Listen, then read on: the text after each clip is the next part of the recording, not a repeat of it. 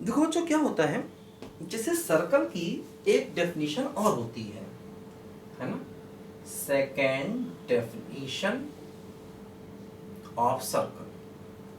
देखो मान लो ए और बी ये दो फिक्स पॉइंट्स हैं, है ना, और पी एक पॉइंट है, और अगर P A by P B equal to constant हो जाए, मतलब P की A से डिस्टेंस और P की B से डिस्टेंस का रेशो कांस्टेंट हो जाए, और ये कांस्टेंट 1 ना हो और पॉजिटिव हो। ध्यान देना भाई, देखो K क्या है, K है दो डिस्टेंसेस का रेशो, ये भी डिस्टेंस ये भी डिस्टेंस, तो K पॉजिटिव होना तय है, K पॉजिटिव तो होना ही होना है, लेकिन K 1 नहीं होना चाहिए, क्योंकि देखो अगर मान लो K 1 हो गया तो ये हो जाएगा P A by P B बराबर 1, मतलब P A by P B.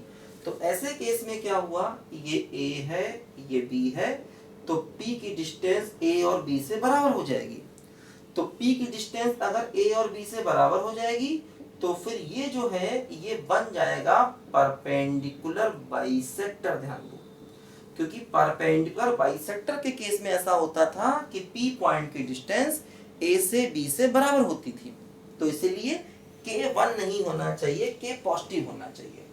तो मान लीजिए कि A और B ये दो गिवन पॉइंट्स हैं, है ना, A और B जो हैं ये देखो दोनों के दोनों फिक्स पॉइंट्स हैं, है ना, और P क्या है, वेरिएबल पॉइंट है ना। तो अगर मान लो P है ना, P वेरिएबल पॉइंट है और P इस कंडीशन को फॉलो कर दे, तो हम कहते हैं कि locus of P is circle, मतलब P का लोकस एक सर्कल होगा अगर P इस कंडीशन को फॉलो कर दे तो। ठीक है, तो ये भी एक सर्कल की डेफिनेशन है ना। एक जो पहली डेफिनेशन है वो ये है कि मान लो ये सेंटर है और ये P पॉइंट है, मूविंग पॉइंट, और P की डिस्टेंस इससे हमेशा कांस्टेंट रहती है जिसको हम R कहते हैं। तो ये हमारी पहली डेफिनेशन है सर्कल की, कि मान लो एक सेंटर गिवन है और ये सर्कल का रेडियस R है, और P पॉइंट इस तरीके से मूव करे एक प्लेन में, P पॉइंट एक प्लेन में इस तरीके से मूव करे कि P की C से डिस्टेंस हमेशा R रहेगी, तो ऐसे केस में P के लोकस को हम सर्कल बोलते हैं। ये सर्कल की हमारी पहली डेफिनेशन है। और जबकि यहाँ पर देखो ये सर्कल की हमारी दूसरी डेफिनेशन है ना, कि दो फिक्स पॉइंट से डिस्टेंसेस का रेशो हमेशा कांस्टेंट रहे। जैसे कि मान लो इसी को ही हम कॉम्प्लेक्स में चेंज कर सकते हैं। जैसे मान लो एक पॉइंट हमारे पास Z1 है और एक पॉइंट हमारे पास Z2 है और एक पॉइंट Z है। अब हम क्या करेंगे, देखो कि Z की Z1 से डिस्टेंस और Z की Z2 से डिस्टेंस का रेशो कांस्टेंट होना चाहिए, और ये कांस्टेंट 1 नहीं होना चाहिए, है ना।